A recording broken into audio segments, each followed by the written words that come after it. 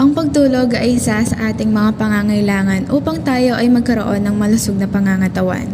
Ngunit marami pa rin sa mga mag-aaral ay nakakaranas nito.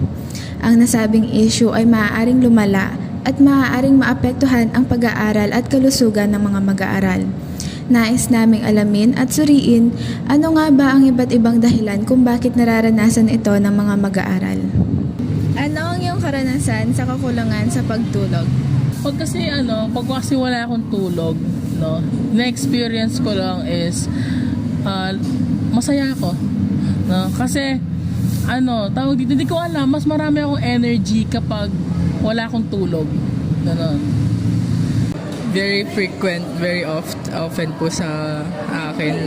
Lalo na graduating po kami, sobrang dalas po ng hindi kumpleto yung pagtulog namin. Kaya ayun din. Madalas nahihilo and parang pagod pag nagigising. Ganon. Mabigat yung katawan.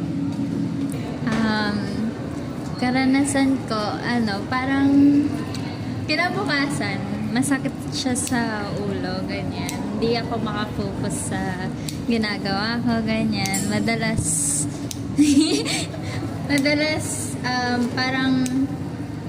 parang lalagnatin, ganun. Kapag gigising ako ng umaga, madalas sumasakit yung ulo ko hanggang gabi.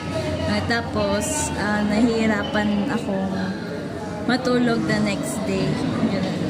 Ganun yung mga naranasan ko. Yung mga karanasan ko sa kakulangan ng pagtulog is that yung minsan hindi ako makapag-think straight, nabablock out ako kagad. Kaya tulad ng kapag nasa school, mahirap ako makapag-focus sa mga studies or lessons.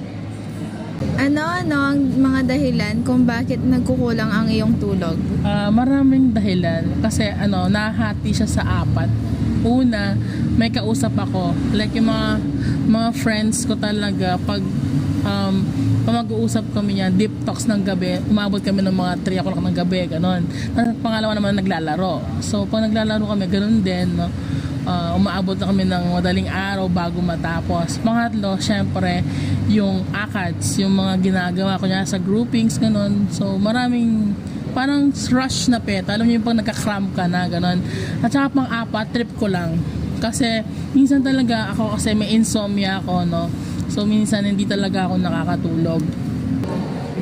School, pag-review sa entrance exam kasi college na kami yun eh. Ayoko kasi sa Pampanga kaya ganun.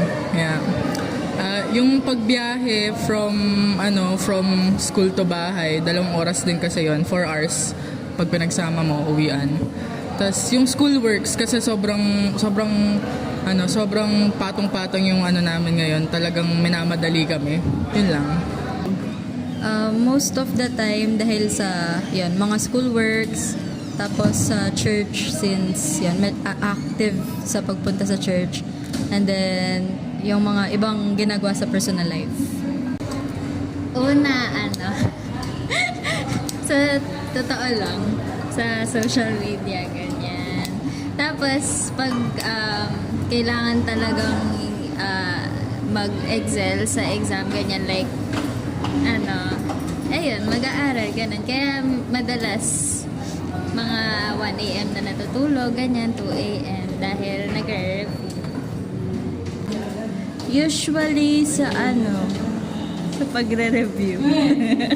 At saka sa panonood din ng mga movie, ganyan, K-drama, mga ganun. I think, inuuna ko kasi yung mga ibang bagay bago yung mga priorities ko, kaya mas nauuna yon imbes na matulog ako agad. Ano ang iyong suhestyon upang matugunan at maiwasan ang kakulangan sa iyong pagtulog? Ako suggest ko lang is lahat ng ginagawa is gawin na sa umaga, no?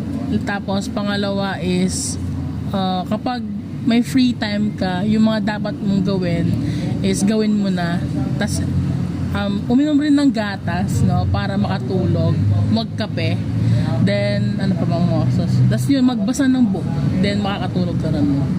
Yun lang. Gawin niyo yung mga activities niyo ng maaga as much as possible.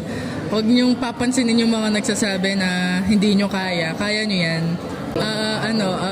I suggest dapat maganda yung body clock nyo. Sanayin nyo na yung sarili nyo na Sunday pa lang, Saturday, Sunday, maganda na yung tulog nyo. Pilitin yung matulog ng 8 p.m. ganon. Tapos magigising kayo ng 5 ganon. Siguro time management and i-prioritize yung mga dapat unahin na task para matapos agad sa deadline or kung may kailangan gawin. Ako, in my personal experience kasi, kaya late din ako natutulog kasi pag morning, ganyan, ko review. Pag magpa-procrastinate muna ako bago ko gawin yung task. So, suggest ko is proper time management talaga. Tapos, ayun, if kaya na rin niyang iwasan yung cellphone, ganyan. Kasi, gawin ng madilim yung room kasi most likely kapag madilim na yung room, mas aantukin. Yung pag ayos talaga ng body clock. Kasi yung ginagawa ko is, di na ako nagpo-phone around 10:30 na para agad ako makatulog. Ganun. Lalo na if wala naman talaga akong importante na gagawin. Ayun. I think sleeping schedule will help kasi unahin niyo yung mga priorities, mga dapat munang gawin bago yung mga gusto niyong gawin para makatulog kayo at magkaroon ng sapat na tulog. Sa pamamagitan ng aming ginawang pananaliksik, may ipapakita ang mga karanasan, dahilan at suhestyon ng mga mag-aaral patungkol sa kakulangan sa pagtulog.